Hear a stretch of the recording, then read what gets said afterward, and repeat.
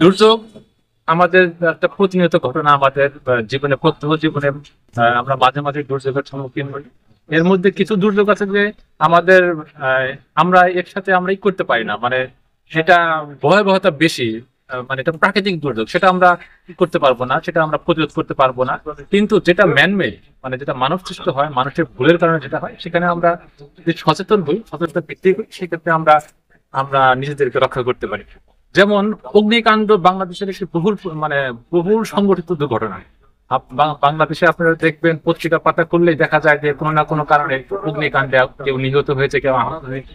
এখানে আমাদের কিছু বেসিক যদি কিছু নলেজ থাকে, তাহলে আমরা এটা পরিচালনা করতে পারি। আজকে যে মহড়া অনুষ্ঠানটা হলো, এখান থেকে আমাদের টেক অ্যাওয়ে হোম হচ্ছে, মানে যে জ্ঞানটা নিয়ে আমরা বাসায় যাব, সেটা হচ্ছে যে অক্সিজেনের স্বল্পতা তৈরি করা, বা অক্সিজেন যদি আমি এখানে অভাব করতে পারি, তাহলে সেখানে অগ্নি সংযোগটা বা অগ্নি এটা আপনারই হবে না, বিস্তার লাভ করবে না।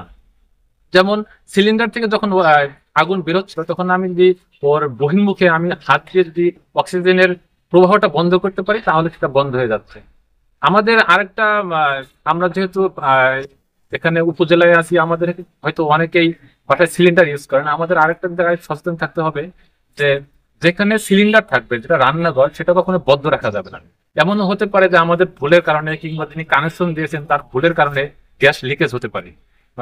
যে সিলিন্ডার যে গ্যাসটা লিকেজ হতে পারে, লিকেজ হওয়ার পর দেখা গেল যে আপনার ঘরটা বদ্ধ ছিল, পুরা ঘরে গ্যাসটা ভরে গেল। আপনি যখনই দিয়াশালাই জ্বালাবেন, যখনই ফায়ারটা করবেন, তখনই কিন্তু পুরা ঘরে কিন্তু আপনার আগুন লেগে যাবে এবং আপনি দগ্ধ হয়ে যাবেন। আর মানুষের বডিতে আপনার 10% বার্নও কিন্তু অনেক, 10% 20% এটা কিন্তু সিভিয়ার বার্ন। তো এরকম যদি আপনার বার্ন হয়, তাহলে আপনার বাঁচার সম্ভাবনা কিন্তু একদমই নেই। আরেকটা তারালের প্রেক্ষাপটে আরেকটা আমাদের প্রাকৃতিক দুর্যোগ হচ্ছে বজ্রপাত। বজ্রপাতের ক্ষেত্রে আমাদের কিছু বেসিক ব্যাপারে সচেতন থাকতে হবে। আমরা অনেক সময় ভুল ধারণা পোষণ করি। যেমন দেখা গেল যে আমরা যখন বজ্রপাত হচ্ছে, তখন আমরা ছোটাছুটি দৌড়াদৌড়ি করতেছি। এটা করা উচিত না। বজ্রপাতের সময় বেসিক কনসেপ্টটা হচ্ছে, আপনি যত মাটির কাছাকাছি থাকবেন, তত আপনি নিরাপদ।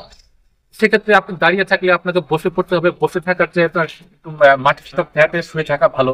আবার আমরা অনেক সময় করি, দেখা যাবে যে একটা লোহার কোন একটা স্থাপনা আছে বা কারেন্টের খুঁটি আছে, আমরা তার কাছে যেয়ে দাঁড়ালাম। এটা উচিত না। আমাদের উচিত হবে যে কোনো গৃহে প্রবেশ করা, কিংবা যদি আমরা বাইরে থাকি, অন্য কোনো উপায় না থাকে, তাহলে আমাদের মাটির কাছাকাছি অবস্থান নিতে হবে। যে এরকম আমরা সচেতনতা যে আমরা নিজেরাই তৈরি করতে পারি, এটা বিভিন্ন প্রিন্ট মিডিয়ার মাধ্যমে, টেলিভিশন মিডিয়ার মাধ্যমে আমাদের এই আমাদের মিনিস্ট্রি, আমাদের সরকার এটা অহরহ প্রচার করছে। আমরা এটা দেখবো এবং এখান থেকে আমরা আত্মস্থ করার চেষ্টা করবো যে আমাকে কি করতে হবে। এভাবেই আমরা সচেতনতা ডেভেলপ করার মাধ্যমে নিজেও ভালো থাকতে পারবো, আমার পরিবারকে ভালো রাখতে পারবো, সমাজকে ভালো রাখতে পারবো। ধন্যবাদ সবাইকে।